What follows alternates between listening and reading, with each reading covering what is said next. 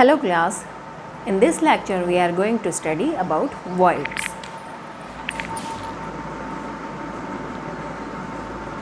So what are voids? Voids are the empty spaces between. Voids are the empty space between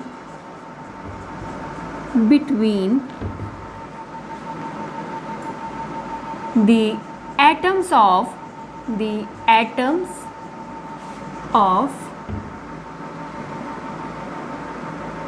a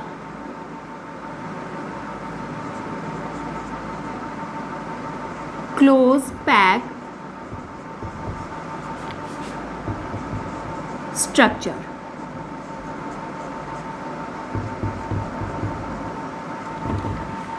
So what are voids? Voids are, as the definition states, voids are the empty spaces between atoms of a closed packed structures. How many types of these voids? Mainly voids are of two types. What are these two types?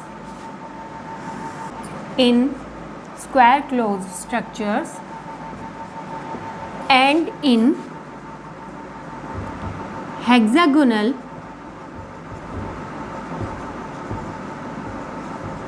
close packed structures. Square close structures में जो voids बनते हैं उनको बोलते हैं square voids. Square close structures किस तरह से बनते हैं? वॉइड्स इन टू डायमेंशंस हम बात करते हैं सबसे पहले. Voids in two dimensional close packed structures. तो ये टू डायमेंशन में कितनी तरह के क्लोज पैक्ड स्ट्रक्चर बनते हैं? टू टाइप्स के क्लोज पैक्ड स्ट्रक्चर बनते हैं. एक तो स्क्वायर क्लोज स्ट्रक्चर बनते हैं और दूसरे हेक्सागोनल क्लोज स्ट्रक्चर बनते हैं. हेक्सागोनल क्लोज स्ट्रक्चर क्या होते हैं? जिनमें देखो वन डायमेंशन तो ये वाली है, सेकंड डायमेंशन ये वाली है. तो हेक्सागोनल क्लोज पैक्ड स्ट्रक्चर कैसे बनते हैं? जिनमें जो सेकंड डायमेंशन वाली लेयर के एटम्स हैं वो फर्स्ट डायमेंशन वाली वाली लेयर के एटम्स के बीच में जो ये डिप्रेशन बन रहा है इसमें सेकंड डायमेंशन के एटम्स आएंगे. ठीक हो गया? इसमें सेकंड डायमेंशन के एटम्स आएंगे तब हेक्सागोनल क्लोज पैक्ड स्ट्रक्चर बनते हैं. और स्क्वायर क्लोज स्ट्रक्चर कैसे बनते हैं? जिस डायमेंशन में ये दोनों डायमेंशन में एक की सीध में एक, यानी कि सारे स्फीयर सारे एटम्स के सेंटर अलाइनमेंट में रहते हैं, तब स्क्वायर क्लोज पैक्ड स्ट्रक्चर्स बनते हैं. ठीक है, तो स्क्वायर क्लोज पैक्ड स्ट्रक्चर में जो वॉइड्स बनते हैं इनको बोलते हैं स्क्वायर वॉइड्स. Square voids. और हेक्सागोनल क्लोज पैक्ड स्ट्रक्चर में two dimension close packed structures में हेक्सागोनल क्लोज पैक्ड स्ट्रक्चर्स में बनते हैं ट्रायंगुलर वॉइड्स.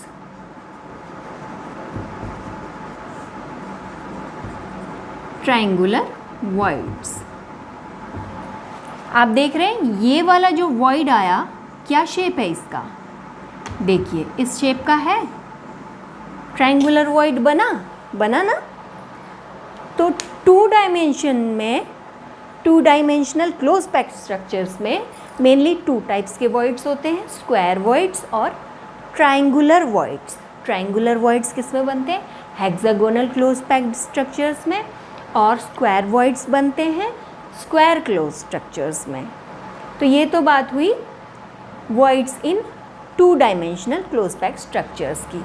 अब इसी में अगर हम voids in three dimensional close packed structure अगर करें, three dimensional close packed structure अगर देखना चाहेंगे तो फिर कैसे होगा? तो 3 डायमेंशनल क्लोज पैक्ड स्ट्रक्चर में भी क्या हो जाएगा, उसके भी 2 पार्ट्स बनेंगे, स्क्वायर क्लोज स्ट्रक्चर्स और हेक्सागोनल क्लोज पैक्ड स्ट्रक्चर्स। अब स्क्वायर क्लोज स्ट्रक्चर में 3 डायमेंशन, अब देखिए एक लेयर तो लग गई आपकी, ये 2D वाली एक लेयर तो बन गई ये, ठीक है, 2D वाली एक लेयर बन गई ये। अब 3D बनाना है, ठीक है, 3D एक नई डायमेंशन और आनी है। तो इस नई डायमेंशन में अब ये दोनों के, इन दोनों के सेंटर अलाइनमेंट में है, तो नई डायमेंशन में हो सकता है पीछे से जो नई स्क्वायर क्लोज लेयर्स आए उनमें भी ये एटम्स के सेंटर्स अलाइनमेंट में रहे, ठीक है। तो यहाँ पे भी अलाइनमेंट में है और ये पीछे वाली इस लेयर का सेंटर भी अलाइनमेंट में है। तो इस कंडीशन में वही स्क्वायर वॉइड्स ही बनेगा, ठीक है। और इस कंडीशन में जो स्ट्रक्चर बनेगा कैसा बनेगा, सिंपल या प्रिमिटिव क्यूबिक सेल का स्ट्रक्चर बन जाएगा 3D वाला, ठीक है। और इसके पीछे अब थर्ड लेयर अगर आ जाएगी, थर्ड लेयर के एटम्स भी अलाइनमेंट में ही आएंगे, ठीक है, फर्स्ट एंड सेकंड लेयर के अलाइनमेंट में आएंगे। तो अगर फर्स्ट लेयर को हम A कह देते हैं तो सेकंड लेयर भी A ही होगी और थर्ड लेयर भी A ही होगी। तो ये बन जाएगा AAA पैटर्न, AAA पैटर्न। और 3D स्ट्रक्चर कौन सा बना, सिंपल क्यूबिक सेल या प्रिमिटिव क्यूबिक सेल, ठीक है। तो AAA पैटर्न हो गया, सिंपल क्यूबिक सेल हो गई, और प्रिमिटिव या सिंपल क्यूबिक सेल इसमें बनेगी, ठीक है।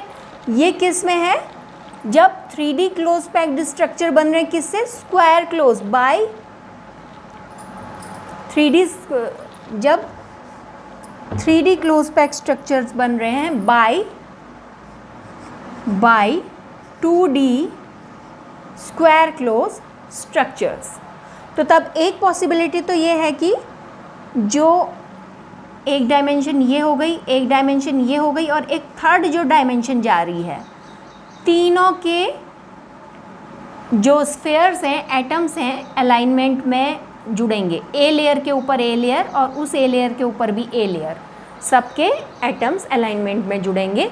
तो तब तो ये कंडीशन हो जाएगी। उसके अलावा सेकंड कंडीशन क्या पॉसिबल है इसमें,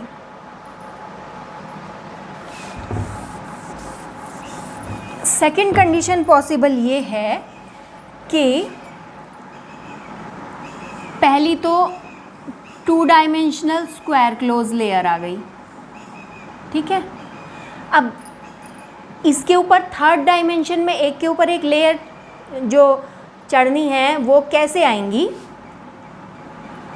इसका जो स्क्वायर वॉइड दिखाई दे रहा है, इस स्क्वायर वॉइड को कवर करते हुए नेक्स्ट लेयर आ जाएगी, इस स्क्वायर वॉइड को कवर करते हुए इस तरह से नेक्स्ट लेयर आ जाएगी। तो ऐसा जब होगा तो जो ये second layer I, second 2 dimensional layer जो आ रही है, वो फर्स्ट के अलाइनमेंट में तो बिल्कुल भी नहीं है। फर्स्ट का सेंटर यहाँ, इसका सेंटर यहाँ, कहीं से कहीं तक अलाइनमेंट में है, नहीं है ना। तो फर्स्ट वाली लेयर को अगर आप ए लेयर बोल दोगे तो सेकंड वाली लेयर को आप बोलोगे बी लेयर, ठीक है। अब ये सेकंड वाली जो लेयर आई है, सेकंड वाली भी स्क्वायर क्लोज लेयर है, इसमें भी स्क्वायर वॉइड्स ही बन रहे हैं। तो सेकंड वाली जो लेयर आई, अब इसके ये जो स्क्वायर वॉइड्स बन गए, सेकंड लेयर का स्क्वायर वॉइड कौन सा है, ये वाला है ना। तो सेकंड लेयर के जो स्क्वायर वॉइड बन गए, अब थर्ड लेयर जो आएगी वो इनके स्क्वायर वॉइड्स को कवर करती हुई आएगी। अब इस स्क्वायर वॉइड को अगर मैं कवर करूं तो ये आ जाएगा, ये वाला आइटम देखिए, ये आइटम आ रहा है, ये सेकंड लेयर के स्क्वायर वॉइड को कवर कर रहे हैं। तो वो लेयर ए वाले एटम के अलाइनमेंट में आ जा रहा है, आ जा रहा है ना, लेयर ए के एटम्स के अलाइनमेंट में आ जा रहा है, यानी कि जो थर्ड लेयर आएगी वो फिर से ए वाली आ जाएगी, फोर्थ लेयर आएगी वो फिर से बी वाली आ जाएगी। तो ये कौन सा पैटर्न बन रहा है, ए बी पैटर्न, ठीक है, ए बी पैटर्न। किसकी बात चल रही है, जब हम 3 डायमेंशनल क्लोज पैक्ड स्ट्रक्चर बना रहे हैं, किससे, 2 dimensional square close packed structure से बना रहे हैं।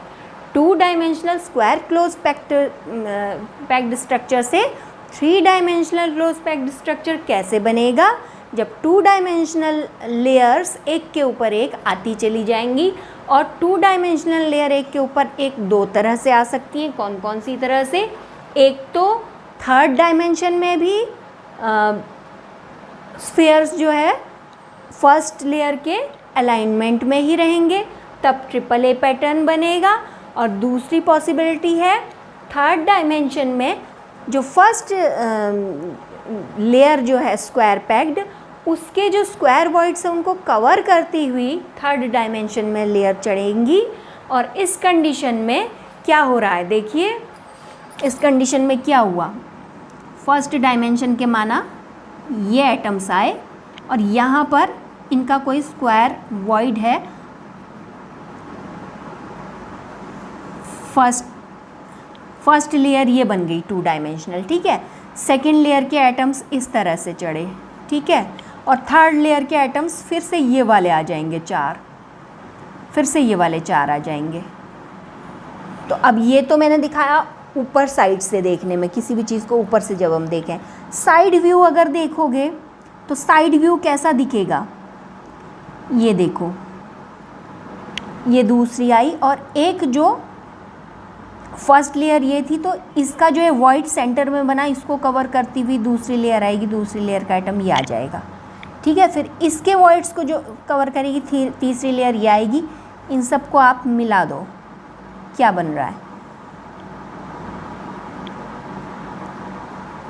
क्या बन रहा है अभी बताना।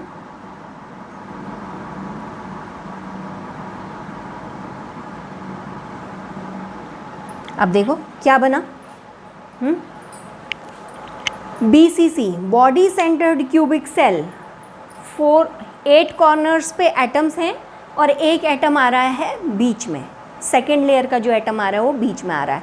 तो कौन सा ये यूनिट सेल बना, BCC body centred cubic cell बन गया ना, क्या बना, बॉडी सेंटर्ड क्यूबिक सेल, ठीक है। तो जब स्क्वायर वॉइड्स को कवर करती हुई थर्ड डायमेंशन की 2D लेयर्स आती हैं, तो उस कंडीशन में 2D स्क्वायर क्लोज स्ट्रक्चर से बॉडी सेंटर्ड क्यूबिक सेल्स बनती हैं, ठीक है, और AB पैटर्न फॉलो होता है, क्लियर है।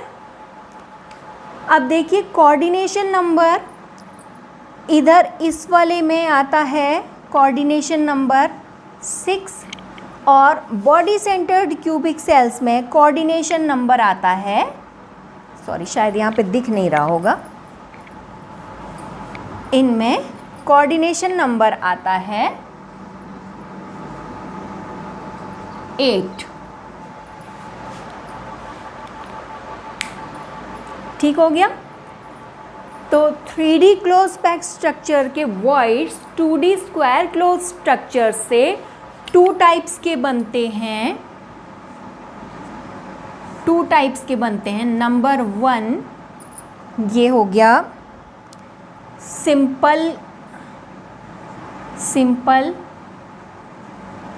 क्यूबिक सेल, ठीक, और नंबर 2 में बनता है BCC body centred cubic cell, number 2 में ये बनता है, ठीक है।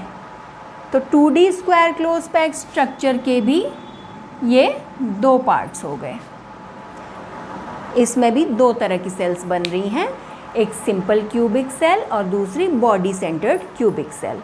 इतना क्लियर है। अब हम बात करते हैं जो इसका सेकंड पार्ट था, voids in 3D close packed structure bye square close structure हम पढ़ चुके। अब जो पढ़ना है हमने वो कौन सा पढ़ना था, बाय 2D हेक्सागोनल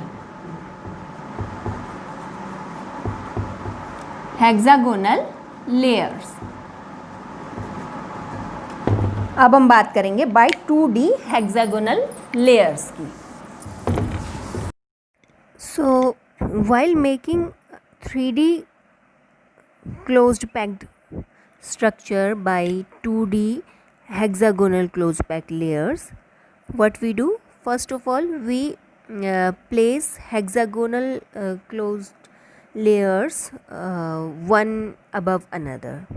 ठीक है, एक के ऊपर एक हमने हेक्सागोनल क्लोज पैक लेयर्स को प्लेस करना है। और किस तरह से, जैसे कि आप यहाँ पर डायग्राम में देख पा रहे हैं, सबसे बॉटम वाली जो लेयर है वो कैसी है, डार्क रेड कलर से दिखाई गई है आपको, और उसके ऊपर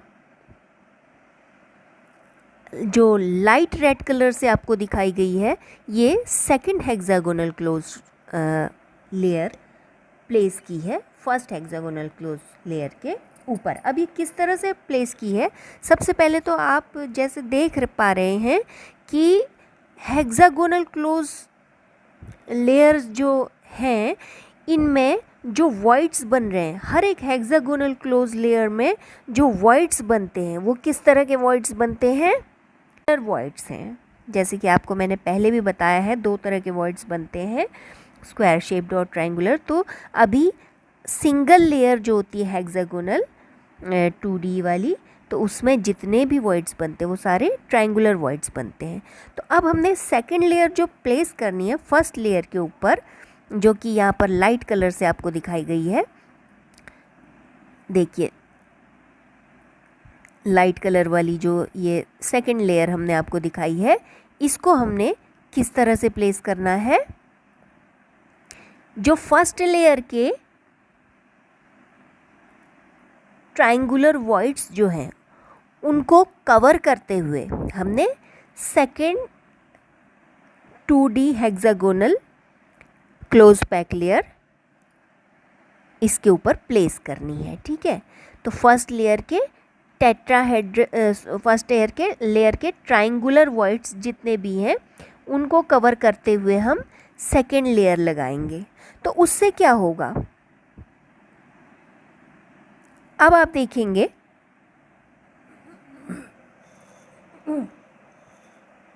इस तरह से जब हम लेयर लगाते हैं तो अब आप देखेंगे जो हमने सेकेंड लेयर प्लेस की, इस सेकेंड लेयर ने काफ़ी सारे ट्रायंगुलर वॉइड्स को कवर कर लिया है। जैसे ये काफ़ी सारे ट्रायंगुलर वॉइड्स को कवर कर चुकी है, लेकिन कुछ ट्रायंगुलर वॉइड्स ऐसे हैं जिनको ये लेयर पूरी तरह से कवर नहीं कर पाई।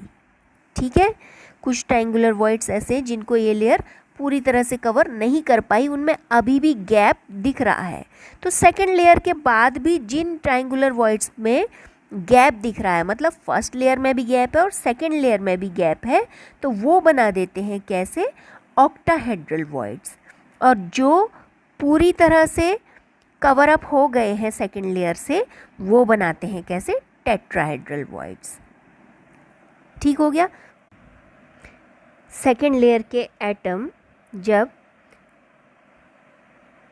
फर्स्ट लेयर के जो ब्लू कलर से दिख रहे हैं इन एटम्स के ट्रायंगुलर वॉइड को कवर कर ले रहे हैं, तो बन रहा है क्या, टेट्राहेड्रल वॉइड। इसको टेट्राहेड्रल वॉइड क्यों कहते हैं, क्योंकि ये एक 3D में अगर आप देखेंगे इन सब के सेंटर्स को अगर हम मिला देते हैं लाइन से, तो इस तरह की एक 3D स्ट्रक्चर बनती है जो यहाँ पर दिखाई गई है। ये क्या है, टेट्राहेड्रल स्ट्रक्चर, इसीलिए इनको टेट्राहेड्रल वॉइड्स कहा जाता है। दूसरी तरह के वॉइड्स जो इस लेयर में बन रहे थे, जहाँ पर फर्स्ट लेयर के जो ट्रायंगुलर वॉइड है और सेकंड लेयर के जो ट्रायंगुलर वॉइड हैं वो दोनों एक दूसरे को कवर नहीं करते, बल्कि वहाँ पर दोनों लेयर्स में गैप रह जाता है। अब ये कवर कहाँ पे होंगे, जब हम थर्ड लेयर प्लेस करेंगे तो वहाँ पर ये कवर हो जाएंगे।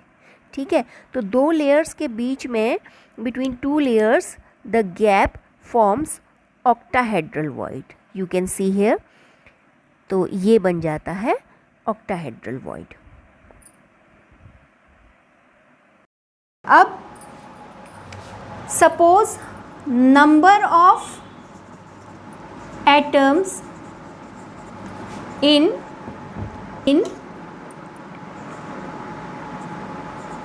close packed layer equal to n, ठीक है।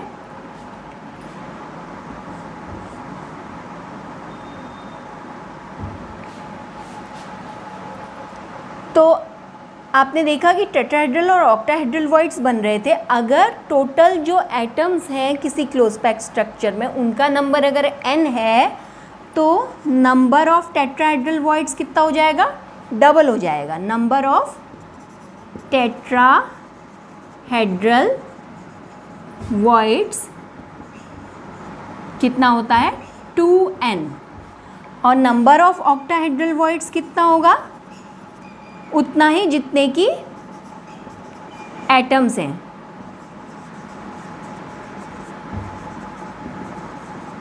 इक्वल टू n, ठीक हो गया। तो किसी क्लोज पैक स्ट्रक्चर में अगर एटम्स का नंबर n है तो टेट्राहेड्रल वॉइड्स 2n और ऑक्टाहेड्रल वॉइड्स n ही होंगे, ठीक है। अब ये ज़रूरी नहीं कि जितने भी ये वॉइड्स हैं सारे के सारे किसी एटम से ऑक्यूपाइड हों। कुछ हो सकता है किसी एटम से ऑक्यूपाइड हों, कुछ हो सकता है वेकेंट हो। अब बोलोगे क्या बात कर रही है। एक्चुअली जो है वॉइड्स होते हैं ना, वॉइड्स, इन वॉइड्स में किसी भी कंपाउंड में आप जानते हो कि एक कैटायन होता है, एक एनायन होता है, ठीक है। तो इन वॉइड्स में कैटायन आकर के बैठता है, ठीक है, क्योंकि कैटायन होता है छोटे साइज का। तो छोटे साइज का कैटायन, और उसमें भी दो तरह के जो बहुत छोटे साइज के हैं वो टेट्राहेड्रल वॉइड्स, क्योंकि tetrahedral voids comparatively octahedral voids से छोटे होते हैं। तो छोटे वाले अगर कैटायन है तो वो टेट्राहेड्रल वॉइड्स में बैठ जाते हैं, अगर बड़े वाले कैटायन हैं तो वो ऑक्टाहेड्रल वॉइड्स में जाके बैठते हैं। और जो एनायन होते हैं, एनायन नेगेटिवली चार्ज जो एटम्स हैं या आयंस हैं, वो क्या करते हैं, वो जो स्फीयर हैं वहाँ पर लोकेट, मतलब जैसे बॉडी सेंटर सेल और प्रिमिटिव सेल ये सब हैं, उनके कॉर्नर्स पे जो है एनायंस आते हैं और उनके जो वॉइड्स बनते हैं उन वॉइड्स में कैटायंस आते हैं। तो इसमें भी ज़रूरी नहीं कि हर जगह एनायन और कैटायन हों ही, तो डिपेंड करता है एनायन और कैटायन के रेशियो पर, कितने एनायन ऑक्यूपाई किए हुए हैं, कितने कैटायन ऑक्यूपाई किए हुए हैं, कितने वॉइड्स ब्लैंक हैं अभी भी। तो उनके नंबर और उनके रेशियो पर डिपेंड करता है कंपाउंड का फॉर्मूला क्या होगा। बहरहाल हम लीक से हटकर चले गए, हम बात कर रहे थे 2D हेक्सागोनल लेयर्स से 3D क्लोज पैक स्ट्रक्चर्स बनाने की, ठीक है। तो उसके लिए हमने पहले ये पढ़ा 2D हेक्सागोनल लेयर पर, सिंगल 2D हेक्सागोनल लेयर पर हमने एक और हेक्सागोनल लेयर जब चढ़ाई तो उसके बाद हमने देखा कि किस तरह से टेट्राहेड्रल और ऑक्टाहेड्रल वॉइड्स बन रहे हैं, जहाँ पर सेकेंड लेयर फर्स्ट लेयर के ट्रायंगुलर वॉइड्स को कवर कर दे रही है, वहाँ पे टेट्राहेड्रल वॉइड्स बन रहे हैं। और जहाँ पे सेकेंड लेयर फर्स्ट लेयर के ट्रायंगुलर वॉइड्स को कवर नहीं कर पा रही है तो वहाँ पे ऑक्टाहेड्रल वॉइड्स बन रहे हैं, ठीक हो गया। अब सेकेंड लेयर लगाने पर टेट्राहेड्रल ऑक्टाहेड्रल वॉइड्स हमें पता लगे। अब थर्ड लेयर जब हम उसके ऊपर चढ़ाएंगे तो उससे हमको पता लगेगा कि एक्चुअली लैटिस स्ट्रक्चर क्या बन रहा है। As you can see in this diagram, tetrahedral voids and octahedral voids are clear. Tetrahedral voids are shown by T and octahedral voids are shown by O.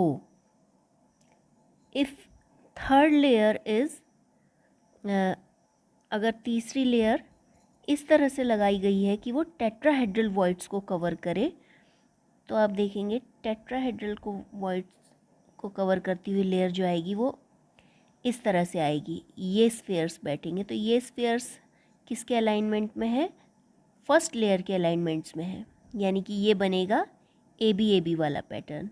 Tetrahedral voids को cover करती हुई जो layer आएगी वो AB वाला pattern बनाएगी।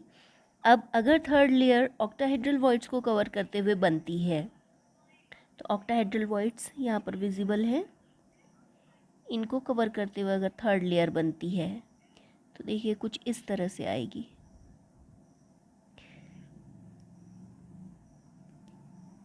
तो ये आपको विजिबल है कि इसका सेंटर न तो फर्स्ट लेयर के अलाइनमेंट में जा रहा है न सेकंड लेयर के अलाइनमेंट में, ये कुछ अलग ही आ रहा है, तो इसको बोल देंगे लेयर सी। तो जब ऑक्टाहेड्रल वॉइड्स को कवर करती हुई थर्ड लेयर आएगी तो वो ABC पैटर्न बनाएगी। ABC पैटर्न में कौन सा स्ट्रक्चर बनता है? CCP, क्यूबिक क्लोज पैक्ट, या FCC, face centred cubic cell. और टेट्राहेड्रल वॉइड्स को कवर करती हुई जब थर्ड लेयर आती है तो उसमें जो स्ट्रक्चर बनता है वो बनता है HCP, hexagonal closed packed structure.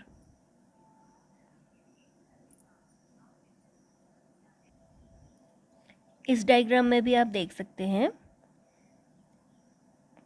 पहली लेयर जो ये दिखाई गई है ये हेक्सागोनल क्लोज्ड पैक्ड लेयर दिखाई गई है। इसके ऊपर जो दूसरी लेयर आई, ये दूसरी B लेयर जो आई, ये पहली वाली लेयर के ट्रायंगुलर वॉइड्स को कवर करती हुई आती है। ट्रायंगुलर वॉइड्स एक यहाँ पर और यहाँ पर, तो इन 3 वॉइड्स को कवर करती हुई दूसरी लेयर आती है ट्रायंगुलर वॉइड्स को कवर करती हुई। तो ये दोनों लेयर्स मिलकर के बना देती हैं, यहाँ पे बने टेट्राहेड्रल वॉइड्स। और बाकी की जो 3 प्लेसेस बचे, ये वाला और ये जो यहाँ पर दिखाई दे रहा है, तो ये 3 प्लेसेस बना देंगे ऑक्टाहेड्रल वॉइड्स। फर्स्ट और सेकंड लेयर के में ये 3 प्लेसेस जो है अनकवर्ड रह जाएंगे। यहाँ पर इस कॉर्नर पे दिख रहा है, यहाँ पे और यहाँ पे, तो ये 3 प्लेसेस बना देंगे ऑक्टाहेड्रल वॉइड्स। तो अब थर्ड लेयर जो बनानी है वो ऑक्टाहेड्रल वॉइड्स को कवर करते हुए अगर हम थर्ड लेयर लगाते हैं तो उसमें देखिए ये स्फीयर इसको कवर करेगा, ये स्फीयर इसको कवर करेगा और ऊपर वाला स्फीयर इसको कवर करेगा। तो थर्ड लेयर जो आ रही है वो बिल्कुल अलग ही आ जा रही है, वो ना तो A लेयर के अलाइनमेंट में है ना तो B लेयर के अलाइनमेंट में है, अलग ही लेयर आ जा रही है। अब फिर इसके जब ऑक्टाहेड्रल वॉइड्स को कवर करते हुए चौथी लेयर आएगी तो वो लेयर हमारी फर्स्ट लेयर के सेंटर के अलाइनमेंट में रहेंगे, फोर्थ लेयर के स्फीयर्स। तो इसलिए फिर वही ABC पैटर्न रिपीट होगा। तो इस डायग्राम से भी आपको एक क्लियर है कि क्यूबिक क्लोज पैकिंग में ABC पैटर्न फॉलो होता है। वहीं हेक्सागोनल क्लोज पैकिंग में HCP स्ट्रक्चर कब बनता है? जब टेट्राहेड्रल वॉइड्स को कवर करते हुए नेक्स्ट लेयर्स आती हैं। तो इसमें आप देखिए इसके टेट्राहेड्रल वॉइड्स को कवर करती हुई ये लेयर आई B वाली, और B वाली में टेट्राहेड्रल वॉइड्स जो बने उनको कवर करती हुई जो लेयर आई वो फिर पहली वाली ही लेयर के अलाइनमेंट में है। इसलिए HCP structures AB pattern follow कर रहे हैं। दोनों डायग्राम से ये बात आपको क्लियर है।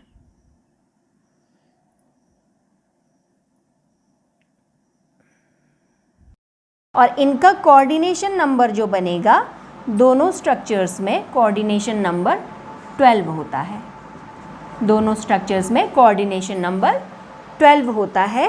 और ये जो HCP स्ट्रक्चर है ये किस तरह के मेटल्स में पाया जाता है? For example magnesium, zinc etcetera, इनके लैटिसेस में HCP structure, silver, copper etcetera, इस तरह के मेटल्स में FCC या CCP स्ट्रक्चर पाया जाता है। अब आपके NCERT की बुक में इसी वॉइड से रिलेटेड 2 क्वेश्चंस एग्जाम्पल्स दिए हुए हैं। एग्जाम्पल 1.1 कह रहा है, ये आपको आपकी स्क्रीन पे भी दिखाई दे रहा होगा। एग्जाम्पल 1.1 कह रहा है compound is formed by 2 elements x and y। Compound किस किस से बना है? 2 एलिमेंट्स x एंड y से बना है। Atoms of the element y as anions make CCP and those of the elements x as cations occupy all the octahedral voids. What is the formula of the compound?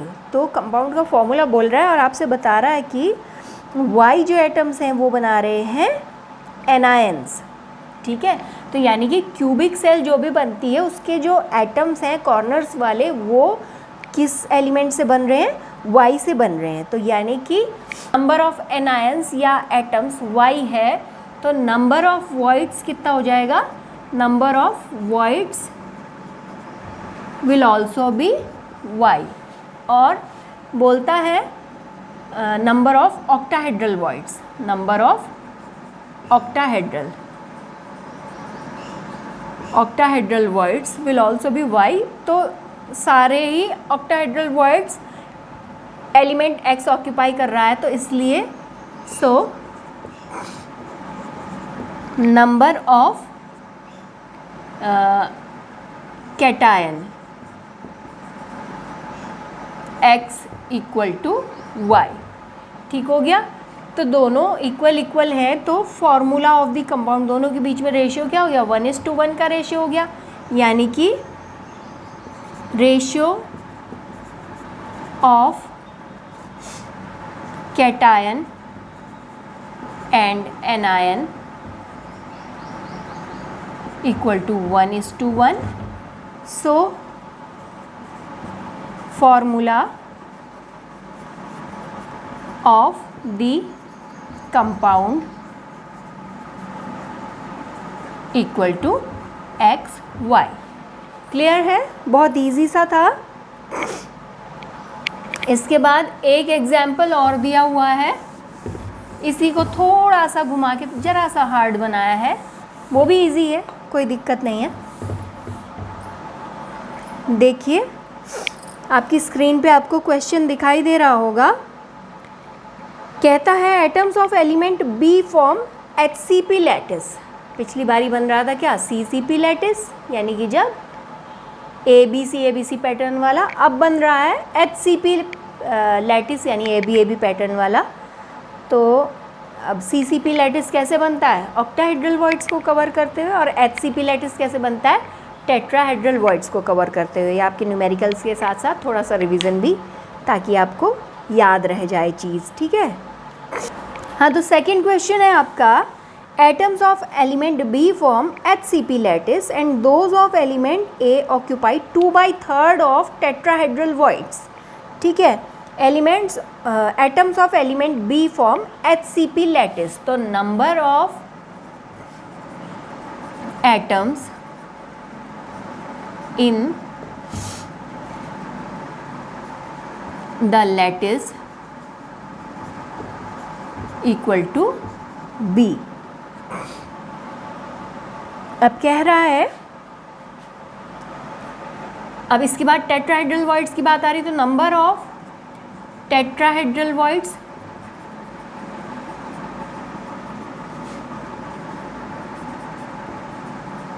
कितने हो जाएंगे?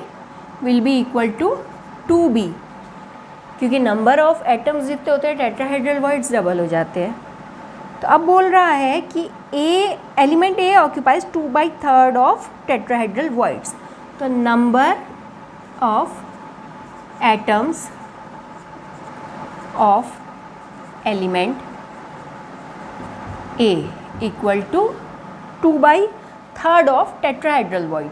2/3 of tetrahedral voids कितने हैं? 2B। 2/3 of 2B,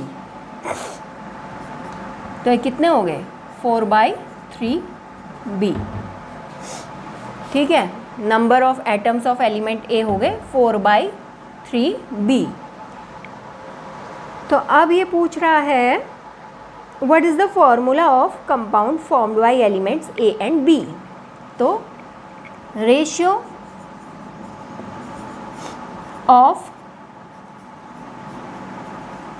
element A and B, कितना रेशियो निकल आएगा? Element A है 4B/3 और इस टू एलिमेंट B के एटम्स कितने हैं? B, ठीक है।